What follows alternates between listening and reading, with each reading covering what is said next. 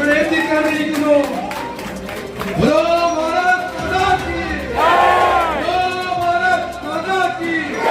വേദിയിലേക്ക് അദ്ദേഹത്തെ ക്ഷണിക്കുന്നു. അതോടൊപ്പം തന്നെ ബഹുമാനപ്പെട്ട ജില്ലാ അധ്യക്ഷൻ, ബഹുമാനപ്പെട്ട നമ്മുടെ ജില്ലാ അധ്യക്ഷൻ അഡ്വക്കേറ്റ് കെ അനീഷ് കുമാർ എന്നിവരെ ഈ വേദിയിലേക്ക് ക്ഷണിക്കുന്നു. നമ്മുടെ ഔപചാരികമായിട്ടുള്ള ചടങ്ങുകൾ ആരംഭിക്കുകയാണ്.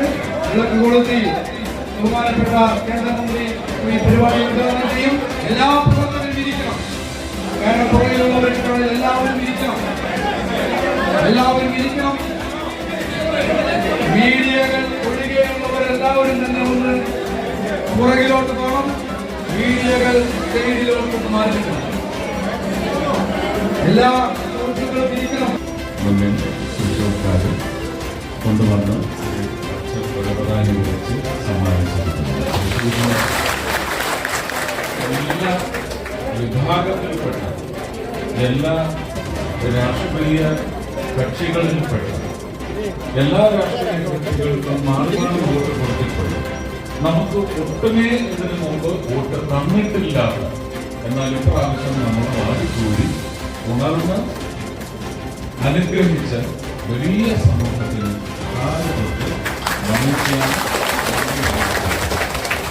പിന്നെ നന്ദി പ്രകടനം ഇതിലും കൂടുതൽ വിപുലമാണ്.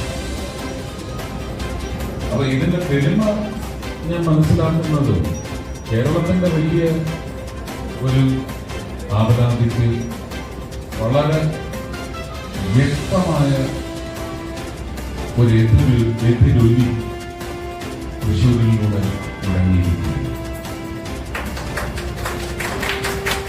വളരെ സംക്ഷിപ്തമായി പറയാവുന്ന ഒരു കാര്യമാണ്.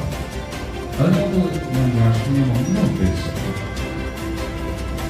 അല്ലെങ്കിൽ ഒരു കുടക്കിഴിയിലേക്ക് വന്നു എന്ന് പറയുന്ന അമിത അവകാശവും ഇവിടെ പറയുന്നു.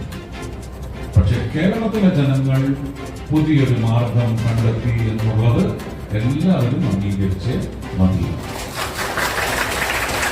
ഈ മാർഗം അവർ കണ്ടെത്തിയിരുന്നു. ഇവിടെ ഭാരതീയ ജനതാ പാർട്ടിക്കുള്ള ഉത്തരവാദിത്വം എന്താണെന്ന് ചോദിച്ചാൽ നമ്മുടെ പ്രാപ്തി നമ്മൾ വർദ്ധിപ്പിക്കേണ്ടി.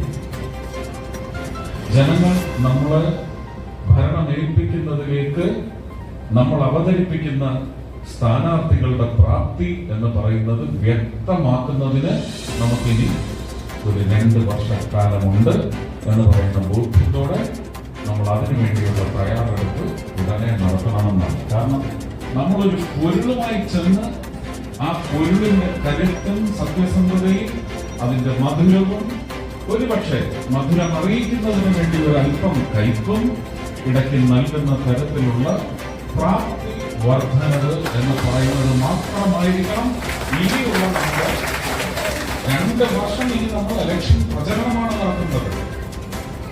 അതിന്റെ ഒരു പ്രീ ഫൈനൽ, സെമി ഫൈനൽ എന്ന് പറയുന്നതാണ് 2025 ഒക്ടോബർ നവംബർ മാസങ്ങളിൽ നടക്കുന്നത്. അവിടെ നമുക്ക് കിട്ടുന്ന ഒരു റിസൾട്ട് എന്ന് പറയുന്നതായിരിക്കും നമുക്കുള്ള ഉത്തേജകമായി. അതിനുവേണ്ടി വർദ്ധിക്കും എന്ന് മാത്രമേ ഞാൻ പറയൂ. ഒന്ന്, വളരെ ദൈവികമായ സാന്നിധ്യം ഉണ്ടായതിന്റെ പശ്ചാത്തലത്തിൽ മാത്രം ഒന്നിന് ആ ബലം അറിയിക്കാൻ സാധിച്ചു. ഇനി നമുക്ക് 140 ഇടങ്ങളിൽ ആ ബലം പടരണം. അതിൽ നിന്ന് എത്ര എണ്ണമെന്നൊന്നും ഞാൻ പറയുന്നില്ല. 20-22 വെച്ച് കേരളം ഭരിച്ച ആൾക്കാരുടെ നമുക്ക് ആ ശക്തി കേരളത്തിലെ ദുർഭരണത്തിന് ചങ്ങല കൂട്ടിടുന്നതിനുള്ള എണ്ണം നമുക്ക് സമ്മാനിക്കാൻ സാധിച്ചാൽ അതാണ് ജനങ്ങൾക്ക് ഗുണപ്പെടുന്ന ഭരണത്തിന് നമ്മൾക്ക് നൽകാൻ പറ്റുന്ന കാര്യം. അതിലേക്ക് നമ്മൾ വളർന്നാൽ, അവിടെ നമ്മൾ തെളിയിച്ചാൽ പിന്നെ നമ്മൾ വേണ്ടെന്ന് വെച്ചാൽ